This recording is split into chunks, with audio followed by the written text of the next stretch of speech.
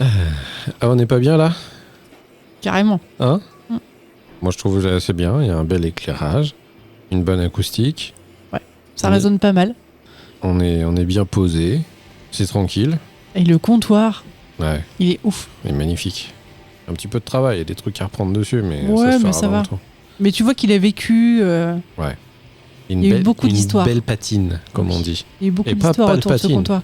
Ce qui n'a Non. aucun rapport. Aucun rapport. C'est totalement faux. Bon, bah écoute, je te propose que on ouvre le bar Tout de suite. et puis on voit comment ça se passe. Allez, go. Allez, c'est parti. Open. Ouverture. Messieurs, dames, le zinc est ouvert.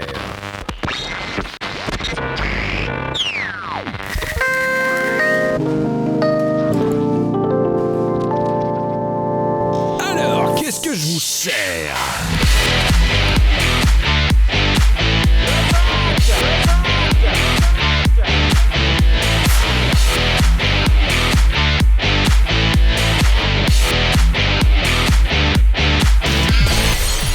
Ah merde. T'as pété un verre? Non. Bonjour à tous et bienvenue Salut. dans le zinc. Waouh. Et tu sais quoi, dans ma tête, j'allais dire bienvenue dans le bidule. Mais non. Mais de quoi vous parlez, madame? Mais je ne sais pas. Ouais, vous êtes folle. Et pourtant, j'ai pas bu encore. Là, on a carrément changé d'univers. C'est pas Non, du puis tout le c'était même. pas du tout les mêmes personnes, surtout. Non, alors totalement pas. Moi, par exemple, j'étais quelqu'un d'autre et Ah toi, oui. t'étais quelqu'un d'autre Voilà, aussi. tout à fait. Donc voilà, complètement deux personnes différentes. Bienvenue dans le zinc. Bienvenue dans le zinc. Bienvenue chez nous. Salut à tous et bienvenue dans cette nouvelle émission qu'on a décidé de créer avec Maud. Si vous ne me connaissez pas, je m'appelle Boulinosaure. Moi, c'est Maud. Je suis avec Maud et on a acheté un bar, voilà, qui s'appelle Le Zinc. Oui. Et ce petit bar, on aura toujours quelques petites recos pour vous. Il y aura toujours un petit coin, vous pourrez vous mettre au bord du comptoir et puis avoir quelques recos. Histoire Des petites discussions de comptoir, quoi. Ouais, puis ça peut aller de n'importe quoi. Ça peut tourner autour, par exemple, d'un bon plat, d'une bonne série, d'une musique, d'un album, d'une BD, de que sais-je. Toutes les petites discussions de comptoir que vous pouvez avoir la plupart du temps, que vous connaissez tous, parce qu'on s'est tous retrouvés au bord d'un comptoir à un moment dans notre vie, et vous pourrez les avoir en venant au zinc avec nous. Mais Voilà. tu sais que quand tu sors en général d'un bar, après une soirée, tu as forcément appris quelque chose. C'est clair. T'as toujours quelqu'un qui donne un bon conseil, une bonne idée, qui te raconte un truc que tu ne savais pas. Tu te dis, tiens, je me coucherai moins con cette nuit. Exactement, et c'est ce que j'allais te dire. Moi, j'ai rencontré tellement de gens qui m'ont fait penser, tiens, je me coucherai moins con, Oui. que bizarrement, je me sens Moi, beaucoup plus intelligent. Ah merde. Donc, je Du pense coup, ça qu'il y a- fonctionne Il y a pas. quand même une petite douille par rapport à ce truc-là. Ah merde. Bon, en tout cas, on est très content de vous retrouver. Ça nous fait super plaisir aussi parce que ça fait longtemps qu'on attendait de faire ça. Oui. On attendait de pouvoir mettre nos voix un petit peu derrière un micro et de vous recevoir dans le zinc. Vous allez voir, la formule est pas vraiment différente du bidule, sauf que maintenant, on est dans un bar et c'est vraiment cool. Et qui dit bar dit une ambiance un petit peu plus, on va dire un peu plus festive, un petit peu plus cash. Et puis il y aura de la musique aussi avec du live à la fin. Et puis on aura les recos, justement, près du comptoir. On aura aujourd'hui deux chroniques à vous proposer. On va tâcher de faire des épisodes un petit peu plus D'épisodes plus courts. courts pour que vous en ayez un petit peu plus qu'avant. Parce Alors. que voilà. On va s'engager, Ouais. je le dis. Donc, Toi, si toi je le tu dis, t'engages, vas-y. non, on va s'engager, j'ai dit on, Ouais. à être plus régulier. On va s'engager On a, plus pour, régulier. on a pour objectif de faire un épisode par mois. Ouais. On va essayer de le tenir au moins en 2022. Ouais. Et sans oublier de dire aussi également qu'on aura des invités qui viendront nous rejoindre. Tout à fait. Là, on fait le premier ensemble, Maud et moi. Oui. On va en faire quelques-uns, je pense, ensemble, histoire de traîner un petit peu notre nouvelle formule, parce que c'est tout nouveau pour nous, c'est un tout nouveau bébé. Les peintures viennent d'être faites, on a passé le coup de balai, mais il faut encore se sentir dans les lieux, Oui. comme quand vous arrivez dans un nouveau lieu. Et nous, c'est exactement le même cas. Donc après, on se sentira apte à ramener des clients avec nous au bord du Exactement. comptoir pour tailler Voilà. le bout de gras, et puis pour qu'ils nous racontent un petit peu des choses intéressantes. Et des choses qu'on va découvrir. Parce que, bon, je vous cache pas que moi, dans ma vie, je vis avec Maud. Oh non. Donc la plupart des choses dont elle va parler, je les connais un peu. Oui. Mais je suis sûr que tu peux encore m'apprendre des tas de choses. C'est Peut-être. pas le problème. Tu ne sais pas. Et voilà, et donc on est très content. On espère que vous allez apprécier ce nouveau podcast. Et puis voilà. Et puis merci déjà d'avance si vous écoutez jusqu'au bout. Et puis n'hésitez pas, on fera un petit laïus à la fin pour nous retrouver sur les réseaux sociaux. Ouais. Et puis sur toutes les plateformes de podcast sur lesquelles on sera. Voilà. Maud, je te propose qu'on se retrouve au bord du comptoir. Tu veux pas qu'on dise de quoi on va parler d'abord? Peut-être, c'est vrai. Tu vois, ça commence bien. Oh là là. Alors, moi, ce soir, je vais vous parler d'une petite série. Ouais, ok. Il faut que j'annonce tout de suite? Ah non, t'es pas obligé. Non. Eh bien, moi, je vais parler d'un film ce soir. Super. Voilà. Donc, ce soir, une série, un film autour d'une bonne bière. Maud et moi, on se retrouve tout de suite au comptoir. C'est parti. Yes.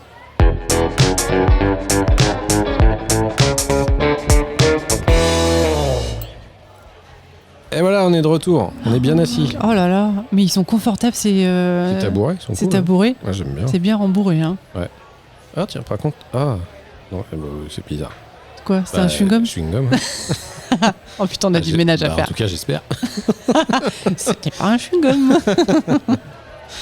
Bon alors, Maud, toi, t'as décidé de nous parler d'une série. Oui.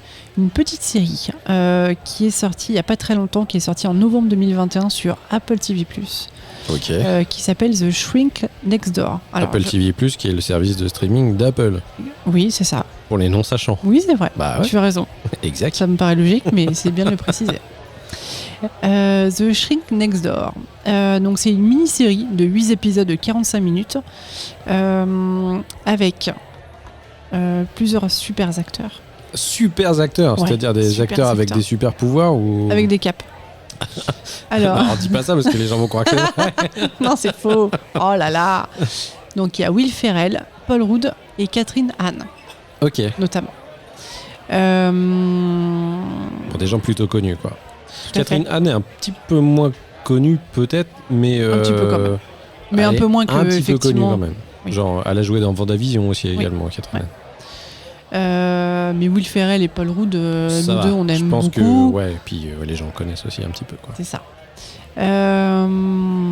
Alors, je plante pas le bâton, mais la situation, le lieu. Planter le bâton. Votre problème, c'est le planter de bâton. Pourquoi je pense à ça? C'est nul. Bref, donc on est au début des années 80 dans une communauté juive à New York. Ok. Les deux protagonistes principaux donc sont Martin Markovitch, dit Marty, qui est joué par Will Ferrell, et le psychiatre Dr Isaac Hershkopf, dit Ike. Qui est joué par Paul Rudd. Exactement. Donc ce que je vous ai pas dit, c'est qu'en fait cette mini-série en fait est tirée d'un podcast qui a été écrit et animé par Joe Nocera, qui est un chroniqueur qui a été chroniqueur sur Bloomberg. Ok. Donc en fait, ils ont fait la série sur ce podcast. Je trouve ça ouf de faire une série par rapport à un podcast. Qui est tiré d'une histoire vraie. Qui est tiré d'une histoire vraie. Oui. Ah d'accord, ok. Oui. Ah, le podcast est tiré d'une histoire vraie, du coup ils ont fait une série. Exactement. Du podcast. Okay. Exactement. Et en fait, Joe Nocera, donc ce chroniqueur, en fait, c'était le voisin du journaliste du thérapeute en fait de Ike dans la vraie vie en fait, et du coup qui a découvert plein de choses sur ce personnage-là. Et du coup, il a décidé d'en faire un podcast. Ok. Donc, on a Marty. Marty, en fait, il est l'héritier en fait d'une société, d'une manufacture, c'est ça, de vêtements. Il est l'héritier de ça. En fait, c'est un personnage un peu pâteau, un peu pas sûr de lui. Il a peur de tout. Dès qu'il a trop de stress, en fait, il commence à paniquer, il tombe. Enfin, c'est... Voilà, ouais. Il n'est pas aidé. Il travaille avec sa sœur Phyllis, qui est mère célibataire de ses 3 enfants. Il l'aide beaucoup. Et ils sont tous les deux employés dans l'entreprise familiale. Ok. Voilà. Et donc, sa sœur Phyllis, en fait, est un peu... ils sont très proches tous les deux avec son frère Marty. Et du coup, elle décide de le faire rencontrer un psychiatre en disant il faut que tu t'améliores, il faut que si tu veux gérer la société, il faut que tu ailles mieux psychologiquement. Parce qu'elle le sent pas apte à diriger la société héritée, c'est ça? Voilà, il est très très sensible, très très faible, on va dire, psychologiquement. Donc elle cherche du coup un psychiatre qui est donc le fameux Ike, Dr Ike. Et la rencontre va être un peu extraordinaire. Ok. En fait, toute la série, c'est toute l'histoire de leur rencontre, donc une trentaine d'années, entre 28 ans, je crois. Ah putain, c'est assez long quand même. Ouais. Leur histoire a beaucoup évolué. Il s'avère que Ike, en fait... Est-ce que t'as dit... Excuse-moi, il y avait combien d'épisodes au final ? 8 épides. Ah ouais. C'est une mini-série. Donc c'est 8 épisodes de 45 minutes. Sur une trentaine d'années. C'est ça, quoi. Okay. Tout à fait. Donc en fait, il décide de consulter ce psychiatre en fait, pour calmer son anxiété et sa timidité. Donc Ike, en fait, c'est un personnage assez complexe. D'accord. Tu vois de prime abord en fait qu'il a l'air super gentil, il a l'air proche de ses patients, très à l'écoute et tout ça. Au final, tu t'aperçois que c'est quelqu'un de très complexé. Il est issu d'une famille modeste et ça, je pense que ça le contrarie beaucoup. D'accord, ok. Il est très complexé par rapport à ça, mais il a une ambition mais démesurée en fait au niveau de ses attentes professionnelles. Donc, il repère en Marty en fait un peu le pion idéal en fait. Ah ouais, pouvoir d'accord. arriver à ses attentes pour monter les marches quoi, beaucoup plus haut. Ok. Voilà, donc en fait l'histoire, c'est vraiment l'histoire en fait de ces 30 ans de collaboration et de collaboration professionnelle, mais aussi ils sont amis.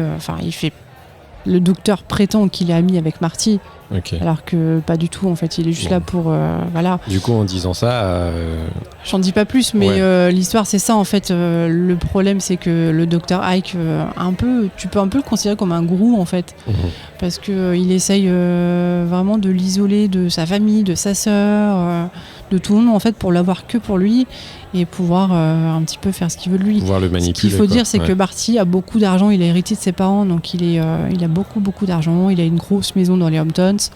Voilà. Donc du coup, il va essayer de se rapprocher de lui pour lui en profiter et puis arriver à ses fins. Ok. Bon, j'en dis pas plus sur le détail de la série.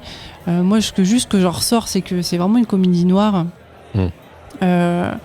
Je me souviens en fait dans l'état que certains épisodes m'ont mis, mais j'étais mais énervée.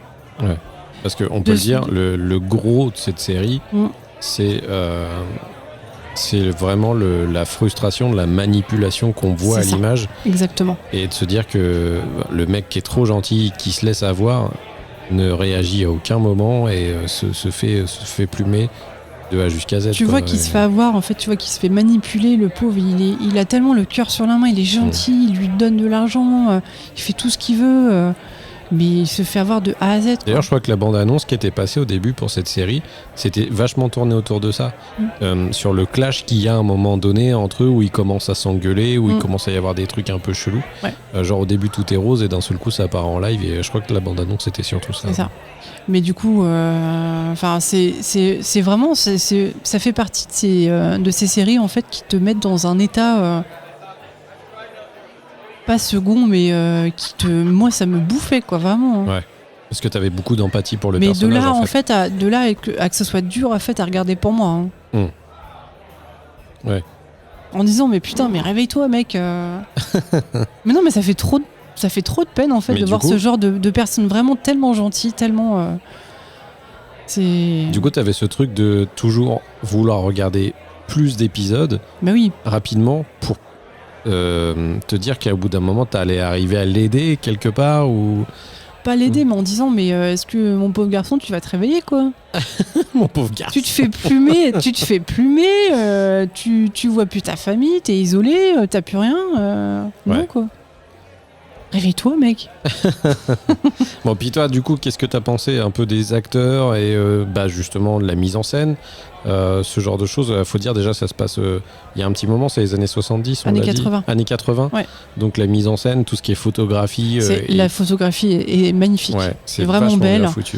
C'est un peu lent en fait. C'est pas une série en fait d'action, c'est très long, mais tu t'es tellement happé en fait par tout ce qui va se passer et par ce qui se passe que ça passe en fait. Ça passe. tu t'ennuies pas. Ouais. Tu t'ennuies pas. Et après, c'est une mini-série. Et quand tu sais que c'est tiré d'une histoire vraie, tu dis, mais putain, mais ouais, en fait, ça incroyable, quoi. Ouais. Comment ça peut arriver. Et à la fin, ça, de toute façon, vous pouvez les trouver, vu que c'était déjà sorti à partir du podcast. Vous pouvez voir les images des vrais protagonistes, en fait, de base. Et c'est vrai, ils étaient pas hyper loin non plus du truc, quoi. Ouais. Moi, je dis mention spéciale quand même à Will Ferrell. Ah, Will Ferrell, incroyable dans son personnage. Qui est vraiment incroyable. Et vraiment, comme tu le disais, t'as juste envie de lui faire un câlin et lui dire mec, je vais t'aider à t'en sortir parce que c'est pas possible, il y a quelqu'un qui se fout de ta gueule, je veux t'aider, quoi. Et, il est trop mignon. Ouais.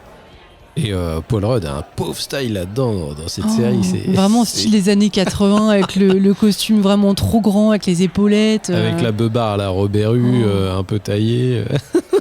Quand tu vois je crois Paul Rudd, il a été élu sexy l'homme le plus sexy du monde. Ouais, voilà. Et là, quand tu le vois dans ces séries, tu te dis non, pas du mais tout. ils en ont fait exprès. Ils ont mis un petit bide et tout ça en plus. Mais un peu pas le beauf en fait, mais vraiment le pauvre homme en fait, qui a pas trop d'argent, mais qui veut paraître. Mais tu sais, c'est la deuxième fois que je vois qu'on voit Paul Rudd dans une série un peu différente des rôles qu'il a en général dans les films. Dans les films, il est toujours le mec un petit peu drôle, qui fait des films d'action et des machins tout ça, qui est toujours un peu marrant quand même. Parce que bon, c'est de là d'où il vient aussi, un Paul Rudd, faire des blagues. Et les films de Judd Apatow et ce genre de choses, quoi. Et là, du coup, c'est la deuxième fois qu'on le voit dans un rôle. Alors l'autre, je sais plus comment s'appelait ce... Je m'en souviens pas, je comptais sur toi pour que tu me le dises. Je crois que c'était mes clones et moi, ou je sais pas quoi. C'est le truc où il a son clone, là. Ah oui, je vois ce que tu veux dire. Sur Netflix, je crois que c'était une production Netflix. Elle est très bien, cette série. Ouais, c'était vraiment cool. Living with Yourself. Ah, c'est ça, Living with Yourself, qui était vraiment excellent. Et c'est la deuxième fois qu'on le voit dans un rôle un petit peu plus... sérieux. Où il y a des côtés un peu obscurs aussi du truc et tout ça. Et là, il y a vraiment une intensité de... le mec est jaloux, quoi. Le mec est jaloux de la situation, de la vie des autres et veut croquer chez tout le monde, quoi. Et je trouve ça ouf. Et vraiment, vraiment, tu le ressens super bien. Et moi, c'était un peu pareil que toi. J'étais un peu dans le même état. Pourtant, je suis un peu moins intense dans les trucs quand je regarde. Toi, tu te fais vachement happer plus vite que moi. Oui. Tu te fais vachement mordre plus vite. Mais j'avais un peu les boules pour lui aussi. Et j'étais un peu énervé contre Paul Rudd aussi dans cette série. Je pense que vraiment, ce qui intensifie l'histoire et la sensation, en fait, c'est vraiment le fait que ce soit tiré d'une histoire vraie. Parce qu'après, tu dis que c'est de la fiction, ok... t'es dedans, mais pas plus que ça. Les traits, c'est toujours exagéré dans les séries, mais ça aide à la mise en scène. C'est romancé. Ouais. Mais les bases sont là, quoi. Ouais. Mais bon. Et ce qu'il faut savoir aussi, c'est que quand Will Ferrell et Paul Rudd ont appris que du coup, il y a une série qui allait être tournée sur cette histoire-là, en fait, ils ont foncé. En fait, ils voulaient absolument jouer les rôles. D'accord, c'est eux qu'on demandait carrément. Ouais. Okay. Et voilà, apparemment, il y avait une très bonne ambiance sur le plateau et tout ça, ça rigolait et tout ça. Okay. À l'image des deux acteurs, quoi. Et je crois que Paul Rudd est producteur de la série ou je sais plus quoi, enfin il me semblait, ou peut-être Will Ferrell, enfin un des acteurs est producteur de la série, je crois, ou je sais plus quoi. Je sais plus, mais en tout cas très belle série. Bon, une fois de plus, ça on en a jamais parlé du coup parce qu'on en a jamais parlé dans les podcasts vu qu'à l'époque on regardait pas, mais une fois de plus les séries Apple TV+, y a un truc, quoi. En fait, ils en sortent pas beaucoup. Ils sont pas sur la quantité, mais la qualité, l'image en général. Ouais, la photo dans les séries Apple sont vraiment mortelles. Est incroyable. Ouais. C'est juste magnifique. Moi, je suis vraiment dans un move en ce moment où je regarde beaucoup moins de séries qui sont sur Prime. Je regarde beaucoup moins de séries qui sont sur Netflix. Je regarde quelques trucs sur Disney parce que bon, ils ont de la thune aussi et au niveau de la production, ça pète. Mais Apple, c'est pas comme si vous n'avez pas d'argent non plus, mais Apple, les séries Apple sont vraiment excellentes. Vraiment, vraiment. Pour l'instant, il n'y a pas une seule série Apple où on était déçus. Ouais. Moi, c'est peut-être un des abonnements en ce moment que je regrette le moins. C'est chez Apple. Pourtant, il n'y a pas énorme de trucs, mais à chaque fois, c'est vraiment dense, hyper beau. La photo est toujours géniale. Il y a juste 2-3 séries qu'on a commencé à mater, puis on a stoppé. Mais vraiment, il y a vraiment de la qualité, donc n'hésitez pas à essayer. Je crois qu'il y a des offres d'essai, de toute façon, sur Apple TV+. Oui. Et je pense que vous ne serez pas déçus, quoi. Voilà. Donc, on va rappeler le nom de la série, ça s'appelle The Shrink Next Door. Ok. Est-ce que tu sais ce que ça veut dire, The Shrink? The Shrink, je sais pas. Ah. En fait, c'est le nom d'un c'est un psychiatre en anglais, mais qui a un côté péjoratif. D'accord, ok. Vraiment malsain, méchant. Ok, donc le vraiment péjoratif, quoi. Ouais, le mauvais. Qui est à côté de la plaque, quoi. Ouais. Ok, d'accord. Voilà. Eh ben super, merci beaucoup, Maud. Est-ce que si tu ne l'avais pas vu, est-ce que tu aurais voulu la voir? Avec ce que tu viens de dire. Ouais. Ouais, je pense. Est-ce que je t'ai convaincu? Je pense, ouais. Ne serait-ce que, je pense que les acteurs déjà ça fait un bon call pour que les gens viennent le voir plus facilement. Après, la difficulté, c'est que c'est sur une autre plateforme que tout le monde n'a pas. Ouais. Mais vraiment, il y a un truc en plus. Allez voir cette série, vraiment, vous nous en direz des nouvelles, quoi. Yes. Voilà. Eh ben écoute, moi je te propose d'enchaîner avec ma petite reco. Je veux bien un petit café si tu veux un café entre-temps. Bah si tu veux. Okay. Tu veux quoi comme café? Un noisette. Une noisette? Ouais. Et t'es une mémé ou quoi? On boit pas de noisette. Mais tu rigoles ou quoi? C'est vachement bon les noisettes. Ok, bah attends, je demande. Et tu peux mettre un café? Une noisette pour Maud? Ouais, je sais, une noisette. Ah bah je lui ai dit, hein. Ok. Merci. Ça arrive. Moi, je te propose d'enchaîner. Vas-y. De quoi vas-tu parler? J'ai envie de te parler de Paul Rudd. Ah bon? Bah vas-y.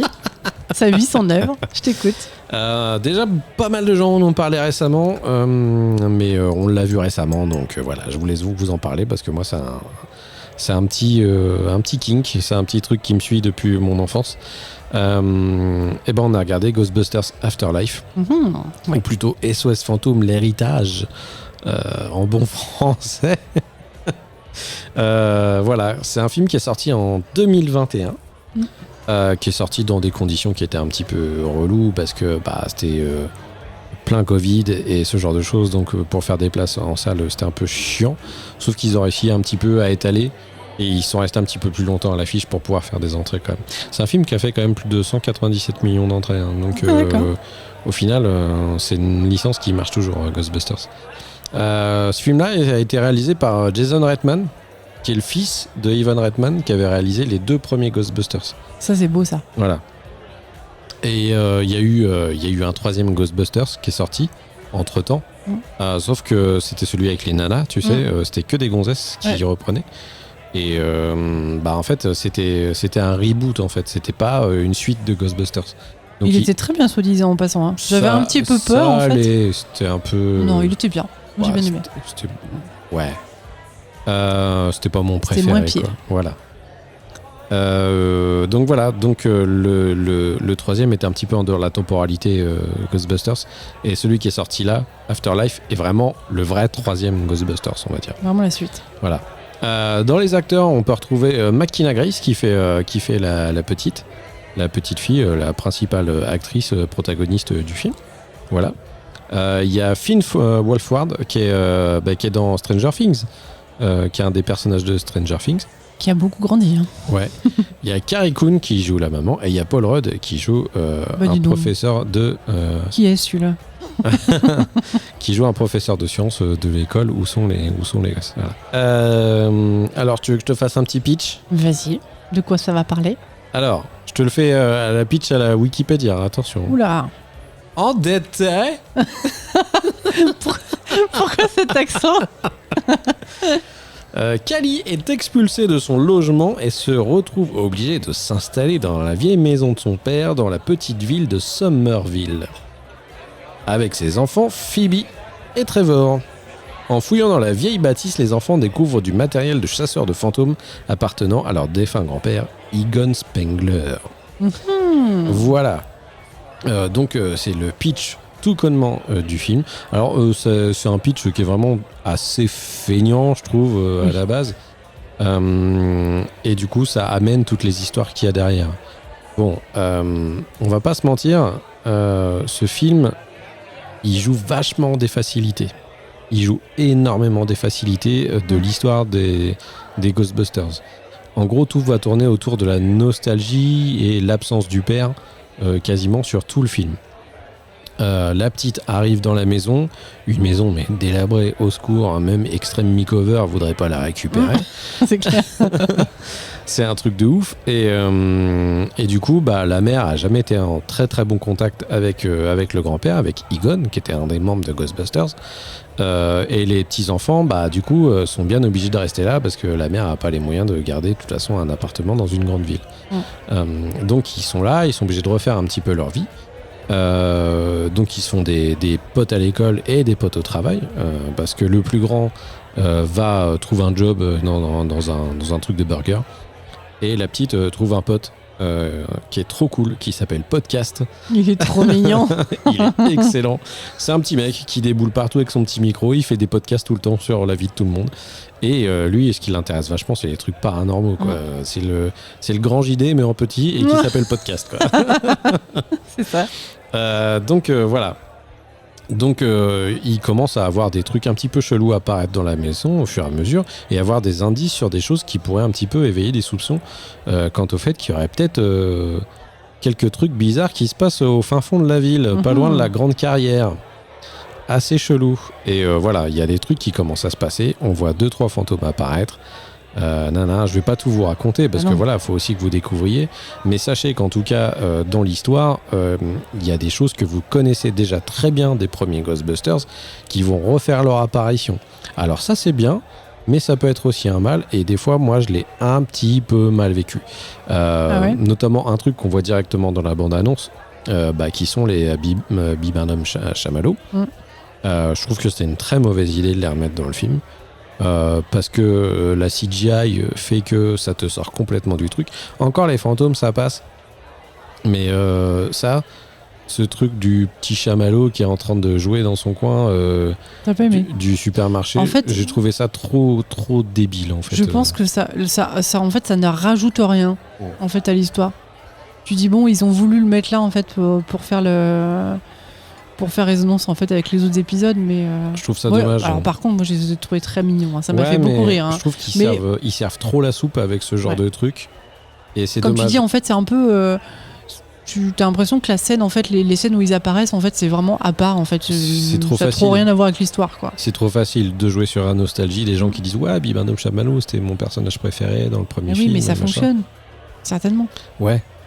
Enfin bon, bref, voilà. Mais en dehors de ça, ce que j'ai beaucoup aimé dans ce film, c'est qu'il y a une fibre très nostalgique par rapport aux 2 premiers épisodes.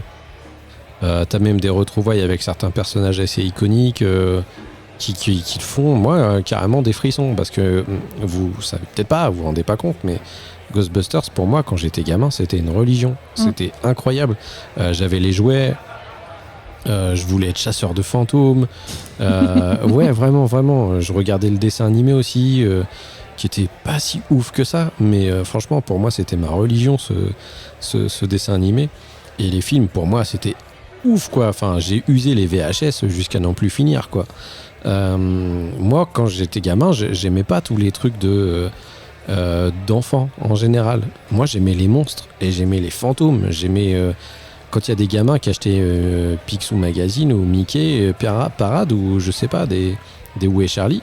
Moi, j'achetais Dracula Magazine, quoi, qui était un vrai magazine. Genre, t'avais des posters de Dracula, je mettais des posters de Dracula dans ma chambre. Enfin, j'étais un starbé par rapport à ça. Et c'est toujours l'univers un petit peu des monstres et du paranormal qui m'a toujours plu depuis que je suis gosse. Et là, j'ai retrouvé un espèce d'esprit viens avec moi revivre ton enfance quand j'ai vu ce film.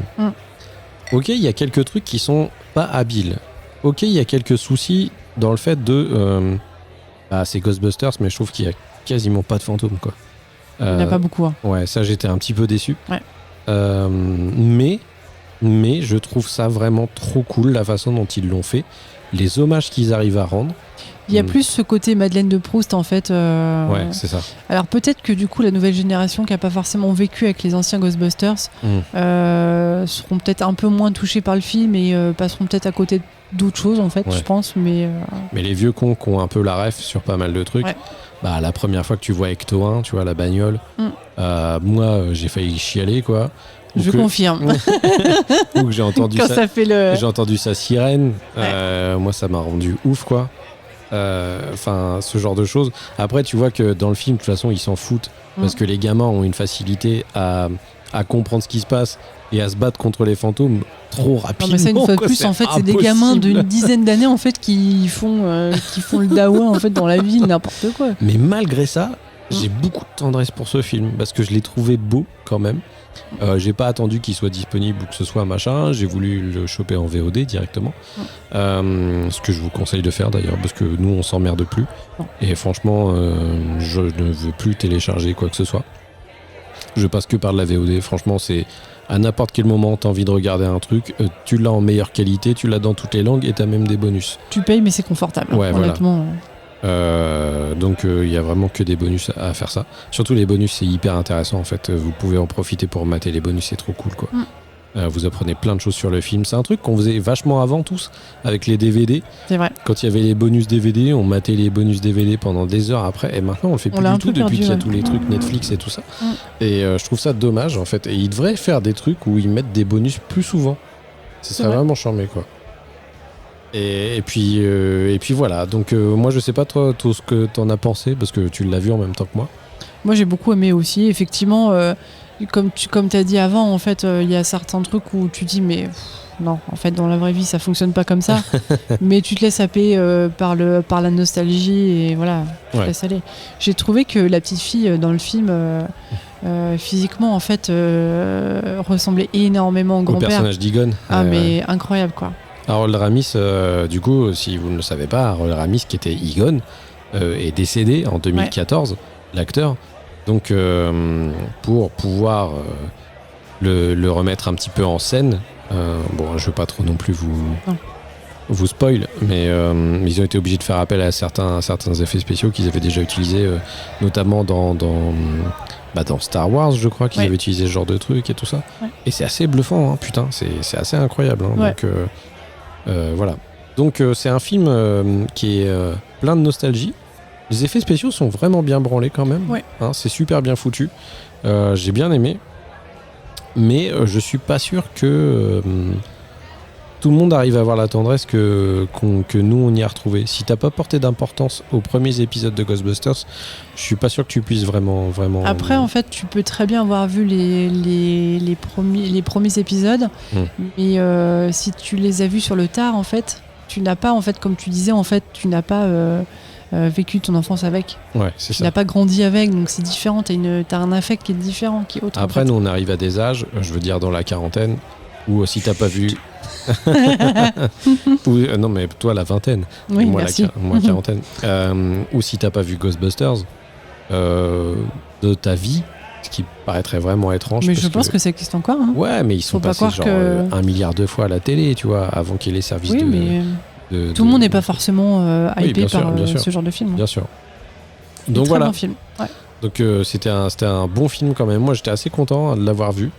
J'en attendais énormément. J'étais un poil déçu sur certains trucs, mais c'était plus par rapport au fanservice que moi j'attendais, que je connaissais d'avant en fait. Donc je me dis que le contrat est rempli quand même, quoi. Oui, c'est vrai.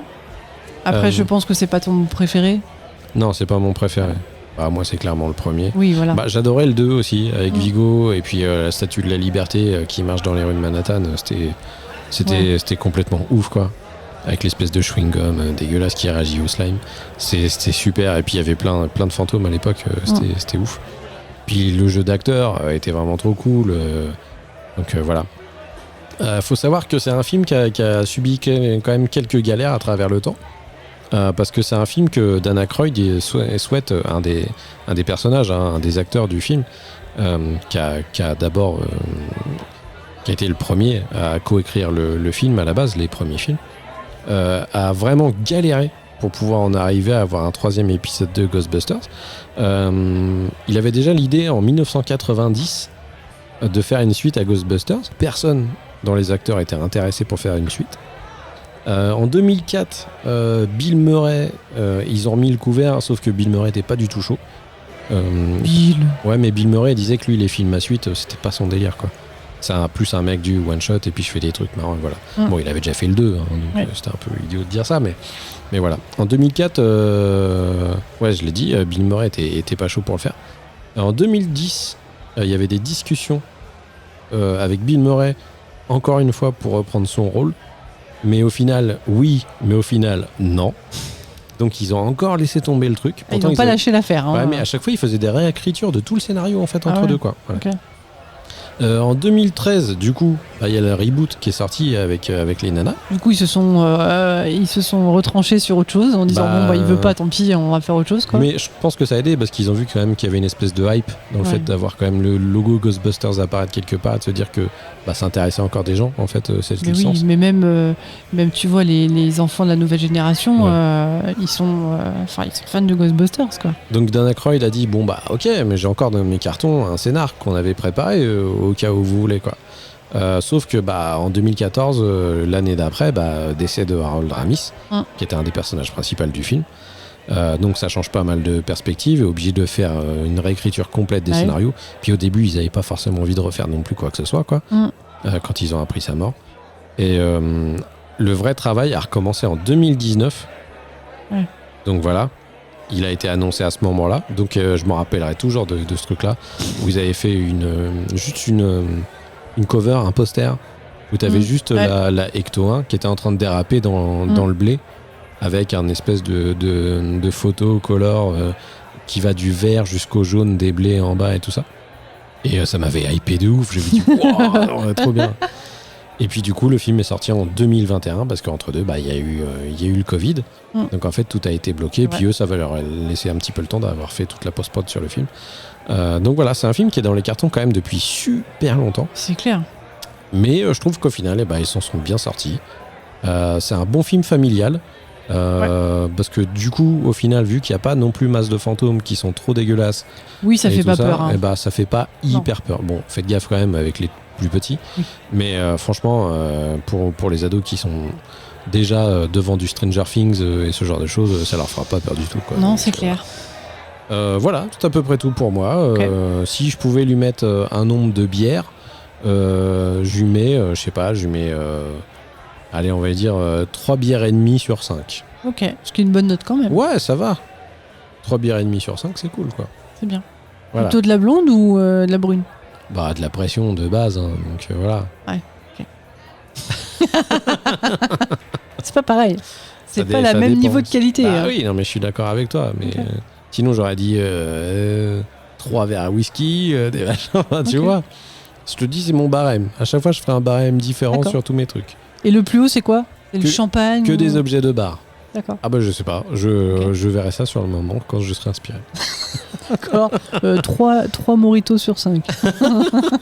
Le mojito, c'est que ce sera plus en été. D'accord. Voilà, ok. Chaque saison.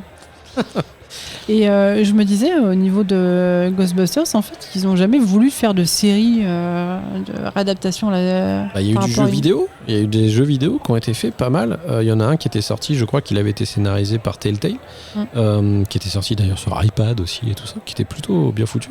Et d'ailleurs, il y a une partie des scénars qui avaient été repris pour ce jeu vidéo-là, qui était issu des scénarios que Dan Aykroyd avait fait réécrire entre deux quand Bill Murray voulait pas rejoindre l'équipe. Et du coup, ils avaient choisi de reprendre certaines lignes de ce scénar pour pouvoir faire le jeu vidéo. Okay. C'est marrant parce que du coup, à l'époque aussi, j'ai l'impression d'être Tales from the Click. Bon, voilà. Sur Ghostbusters, à un moment donné, comme il était tellement désespéré que Bill Murray voulait pas revenir dans le film, ils avaient dit on se passe de Bill Murray, mais on trouve quelqu'un d'autre. Et à un moment donné, ils avaient pensé à Ben Stiller pour rejoindre l'équipe, en fait. Ben Stiller. Ouais. Ok. Ils reprenaient un peu les équipes SNL et tout ça, des gens qui connaissaient un petit peu d'époque, qui étaient marrants et tout ça, et ils voulaient récupérer Ben Stiller pour le faire. Ok. Voilà. Donc ça aurait pu avoir un Ben Stiller dans l'univers Ghostbusters. Ça aurait été bizarre quand même. Mais bon. Ouais. Puis sans Bill Murray, voilà quoi. Enfin, moi je suis désolé. C'est clair. Ça change tout, quoi. Mais du coup, je pense que ça aurait en format série, je pense que ça pourrait fonctionner. Hein. Ouais. Pas forcément avec les acteurs, mais sur l'univers Ghostbusters, en fait. Je pense qu'ils ont eu des propals, hein. C'est forcé. Hein. C'est obligé. Oui. Il y a tellement, en ce moment, ça marche tellement bien, en fait, de refaire des séries sur... Puis c'est facile. Tu vois, c'est facile. Enfin, une série de chasseurs de fantômes. Enfin, voilà, quoi. Il y en a déjà plein qui sont bien. Mais ça marcherait de ouf, quoi. Donc, comment elle s'appelle, celle... justement, celui qui voit des fantômes, la série... Ouais, mais ça c'était. Ah, mais c'est tellement drôle cette série. Ouais, je sais plus comment ça s'appelait, mais c'est avec l'acteur qu'on aime bien. Là. Ouais. Ok, bah, je sais plus comment ça s'appelle. Mais ça, c'est un peu con parce que du coup, les gens vont se demander ce que c'est. Eh ben, peut-être que j'en parlerai dans le prochain épisode. Ah bah voilà, carrément. Et si vous avez trouvé le nom du film, de la série... C'est pas Sixième Sens, on vous le dit d'avance. Hein. Bon bah voilà, écoute, merci. on a fini avec ces recos de comptoir. Ouais. Je te propose qu'on aille se reposer un petit peu pas loin de la scène, ouais. Parce que là du coup il va y avoir un petit concert qui va commencer. Ah, il y a un petit live ce soir ? Ouais, il y a un petit live et un groupe qu'on aime plutôt bien toi et moi en plus. Ah ouais ? On a beaucoup de chance de les avoir ce soir. C'est toi qui les as programmés, moi je suis pas au courant. Je suis le programmateur du Zinc musical, hein, donc de toute façon, fais-moi confiance Maud. Moi je suis la trésorière, c'est ça ? Bah oui. Moi c'est la caisse. C'est toi qui le dis. Hein, et je ne fais pas d'âme pipi par contre, hein. Je refuse. Hein. Bon, allez, on se retrouve tout de suite près du live. C'est parti, près de la scène. Ouais, on se calme. Ils sont venus tout droit de Los Angeles. Ils sont signés chez L4 Records. Nous, on les aime énormément.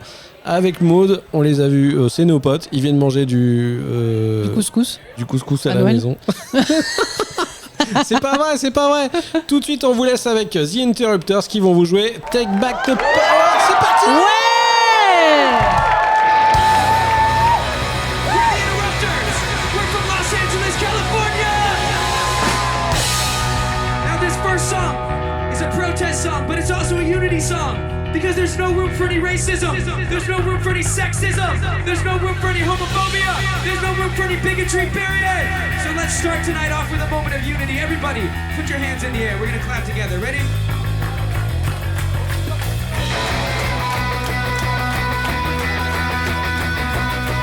I love you already! What's your plan for tomorrow? Say!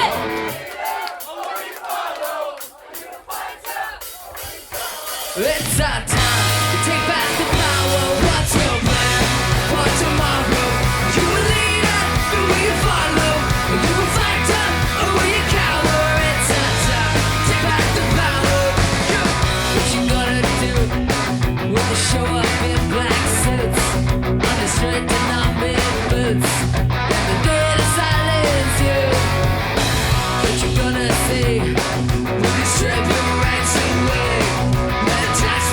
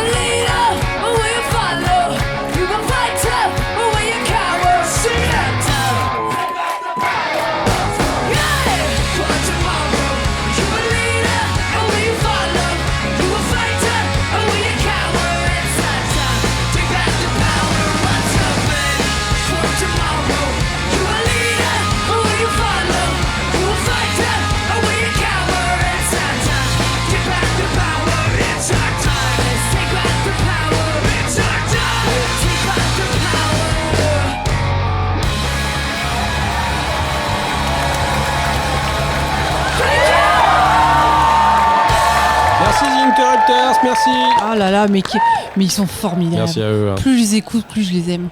Donc surveillez un petit peu tous les réseaux sociaux parce que The Interrupters sort bientôt un nouvel album, sachez-le. Ils ont sorti un single qui est sorti il n'y a pas très longtemps, et si vous avez aimé ça, et ben vous allez aimer ce single parce qu'il est un peu dans le même style. Si vous aimez un petit peu le rocksteady, le ska punk et tout ça, bah vous allez kiffer. Ils sont incroyables, quoi. Ça sent bon Vraiment. le soleil. Ah et ouais. j'adore cette nana. Je trouve qu'elle a une voix complètement ouf, quoi. C'est clair. Puis bon, elle est pas moche non plus. Bah c'est toi qui le dis, hein. Ah bah je confirme, elle est bonne. Elle est bonne. Monsieur dame, on en a terminé, on va fermer le bar. Monsieur dame. Bah ouais. Bah oui, il est 2h quand même, il faut y aller. Hein. Bah là, il va falloir bouger vos culs, hein, parce qu'on a encore le sol à nettoyer. Puis il y en a un autre qui m'a acheté un renard là, pas loin des chiottes. Oh putain, ça commence. Bah je te laisse le faire, hein, parce que moi... Ah non, alors ça je... Non. J'ai un truc à renard, faire. pour moi, renard aussi. Hein. Non mais je dois aller compter les pistaches, moi. Ah non. Ah mais je suis sûr qu'il y a quelqu'un qui nous vole des pistaches. Non. Un voleur de pistaches. Ouais. Non mais c'est gratuit les pistaches. Ouais, barrez-vous les marauds. Ouais, ils veulent pas se barrer. T'as toujours des résistants tout au fond là. Bon, nous en tout cas on vous laisse, on vous dit à la prochaine dans le bar, on espère que ça vous a plu. Si jamais vous voulez nous retrouver sur les réseaux sociaux, mode, qu'est-ce qu'on a de beau? Eh ben on a Twitter, @le Zinc Podcast. Yes. On a une page Facebook. Ouais. Bon, on mettra On juste y est les parce épisodes que dessus. il faut y être, mais voilà, le Zinc. Voilà. Le Discord, venez sur le Discord. Tout ça sera écrit dans les notes de l'émission. Hein. Bien sûr, comme d'habitude. Exact. Oui. Venez, voilà, rejoignez-nous sur le Discord. Ouais, le Discord, c'est là où on interagit le plus avec les gens. Oui, c'est ça. On parle de tout, de rien, vous pouvez changer. Et vous avez des petits endroits pour mettre plein de recos de votre côté aussi là-bas, donc c'est vraiment cool. Et puis vous pouvez directement nous poser des questions ou nous faire des retours sur l'émission directement sur le Discord. On aimerait bien, je sais que c'est compliqué de faire des retours sur des podcasts. Ouais. Nous-mêmes, on ne les fait pas forcément à chaque fois. Mais pour un premier épisode, je pense que ça compte. Ouais. Dites-nous ce que vous en pensez. Et il y a d'autres moyens aussi de le faire, c'est notamment via les plateformes d'écoute. Vous pouvez le faire directement sur Spotify, vous pouvez nous laisser des commentaires ou des notes sur Spotify. S'il vous plaît, mettez-nous des petites étoiles sur Spotify, ce serait cool. Ça prend 3 secondes à mettre une note sur Spotify. Exactement. On mettra en place aussi du coup sur Spotify, parce qu'ils permettent de le faire, des petits sondages ou des petits trucs pour vous demander ce que vous en avez pensé ou ce que vous avez préféré, ou si juste vous avez des retours à nous faire. Il y a même un système, je pense, de messages, que vous pouvez nous laisser des messages audio, j'avais vu ça. Donc on essaiera de mettre ça en place si vous voulez nous laisser un petit moment, et puis on le passera dans la prochaine émission. Comme ça, on vous écoutera un petit peu. Et puis, du coup, on sera disponible sur Spotify, Apple Podcast, Google Podcast, Deezer, Amazon Music, Podcast Addict, bien sûr, et tous les autres providers de podcasts qu'il y a derrière, ou tous les outils que vous utilisez. On va se démerder pour qu'on soit dessus. Peut-être au début, on sera pas sur tout, parce que ça arrive au fur et à mesure, vous le savez, au début, quand on met un flux à jour. Mais au moins sur les principaux. Voilà. Et puis, bien sûr, vous pouvez nous retrouver chacun sur Twitter, Maud et moi. Donc, Maud, c'est @Mahudel, et moi, c'est @Boulinosaure. Voilà. Bravo, Boulinosaure. C'est moi, Boulinosaure. Vous sentez très bon, apparemment. Appelez-moi Bouli plutôt, parce que vous pouvez vous le permettre. Voilà. Ah, Bouli pour les intimes. Voilà. Et on a acheté un bar ensemble quand même, j'ai le droit de t'appeler Bouli. Ah oui, t'es autant la proprio que moi, tu peux m'appeler Bouli. Tu peux m'appeler comme tu veux, t'as payé la moitié du bar. Ah, c'est gentil. Appelle-moi connard, si tu veux. Connard, un café, s'il te plaît. Pas sûr que ça dure longtemps. Pas trop de café, il faut encore qu'on finisse de faire le ménage et de fermer la boutique. On vous souhaite des très bonnes fins de journée à tous, parce que vous allez certainement avoir une fin de journée comme tous les jours. Ah bon j'espère. Hein. En tout cas, je vous en souhaite une très bonne. Voilà, donc je suis un mec sympa. Et puis on se dit à très vite autour du Zinc pour l'épisode. Avec grand plaisir. Pour l'épisode 1 du coup, parce que là c'est le 0. Voilà. 0. Comme la tête à... Oh non, on la fait pas ça. Non. Eh non. Épisode 0. Voilà, c'est tout. L'épisode pilote. Bon, allez, barrez-vous de mon bar, bande de cons. Au revoir. Salut.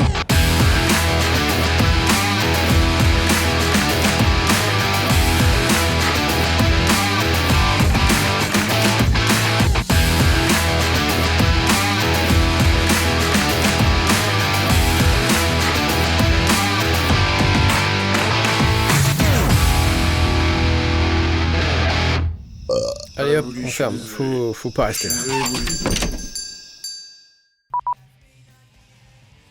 Coucou. Salut. On commence pas comme ça. Hein. Ah, je sais. Bon, tant pis, on va refaire.